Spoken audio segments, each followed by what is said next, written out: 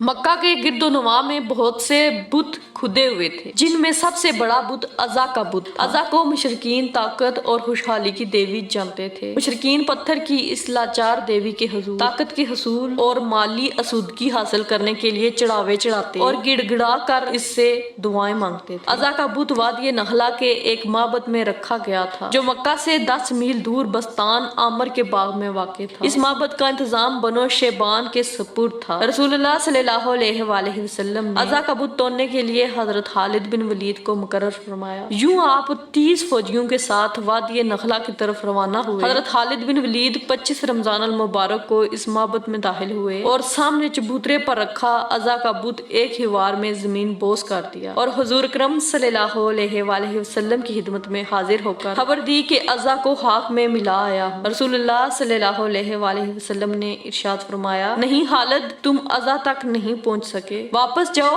और असली बुत को तोड़ कर आओ। दरअसल मुशरिकीन ताकत की देवी की हिफाजत के लिए 2 बुत बना रखे थे, एक असली और दूसरा नकली। हजरत खालिद बिन वलीद रसूलुल्लाह का हुक्म पाकर वापस पलटे। माबद का प्रोखत वासियों समेत भाग गया। जाते जाते वो अज़ा के गले में तलवार लटका कर चला गया कि ताकत की देवी खुद ही अपनी हिफाजत कर लेगी और खालिद से निमट लेगी। हजरत खालिद अज़ा के असली बुत को तोड़ने के लिए आगे बढ़े तो एक लड़की ने बाजू फैलाकर आपका रास्ता रोक लिया। आपने पहले वार में इसका सर तन से जुदा कर दिया और दूसरे वार में खुशहाली की देवी ताकत की देवी अज़ा को पाश पाश कर दिया। फतह मक्का के 15 रोज बाद हुजूर सल्लल्लाहु अलैहि वसल्लम को खबर मिली कि बनो सकफ का हुक्मरान आसपास के साथियों के साथ मिलकर मुसलमानों के साथ फैसला कुन जंग की तैयारी में मसरूफ है। आप सल्लल्लाहु अलैहि वसल्लम 12,000 मुजाहिदीन के साथ इस खतरे से निपटने के लिए 27 जनवरी 630 ईस्वी को मक्का से रवाना हुए और 31 जनवरी को खन्नैन के करीब एक गहरी वादी में उतर गए। मालिक बिन औफ ने मुसलमानों की आमद की खबर पाकर इंतहाई चालाकी से काम लेते हुए अपनी फौज को वादी के बीचो खम में यूं छुपा दिया था कि मुसलमानों को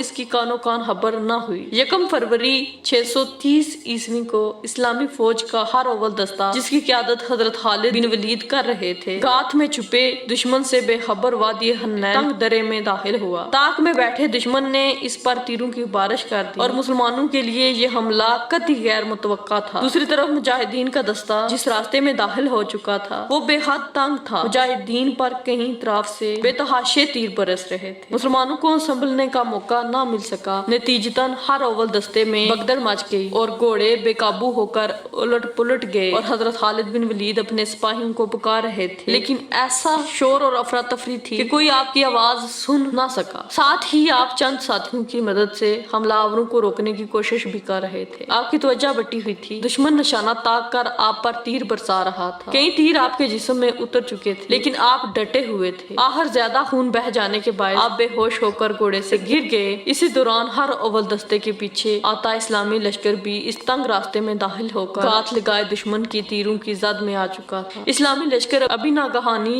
बरसते तीरों से न संभला था कि शिकस्त खाकर पसपा होता हर अव्वल दस्ता इससे टकराया। इस्लामी लश्कर में शदीद अफरा तफरी फैल गई और सिपाही इधर उधर भागने लगे। इस वक्त अगर कोई मैदान जंग में साबित कदम था तो वो रसूल सल्लल्लाहु अलैहि वसल्लम और इनके चंद जानसार असहाब, जिनमें हजरत अबू बकर सदीक, हजरत उमर फारूक, हजरत अली और हजरत अब्बास शामिल थे। इस वक्त चंद मुसलमान सिपाही भाग रहे थे और दुश्मन इनका ताक़ब कर रहा था। इस नाजुक मौका पर हजरत अली ने कमाल जुर्रत से काम लेते हुए हमला आवर दस्ते के सालार को मार गिराया। कई दूसरे सहाबा भी पलटकर इस दस्ते पर टूट पड़े और जबरदस्त झड़प के बाद बनो सकफ का यह दस्ता भाग खड़ा हुआ। अब जंग का पांसा पलटने लगा था। इसी दौरान रसूलुल्लाह सल्लल्लाहु अलैहि वसल्लम की निगाह दरे में पड़े जख्मियों से चूर बेहोश खालिद बिन वलीद पर पड़ी। आप सल्लल्लाहु अलैहि वसल्लम इनके पास तशरीफ ले गए और इनके जिस्म पर सर से पांव तक फूंक मारी, जिससे हजरत खालिद बिन वलीद ने आंखें खोल दी। आपने हजरत खालिद बिन वलीद की आंखों में आंखें डालकर फरमाया, खालिद उठो, मुसलमानों को तुम्हारी जरूरत है। खालिद फौरन उठ खड़े हुए और आप सल्लल्लाहु अलैहि वसल्लम के हुक्म पर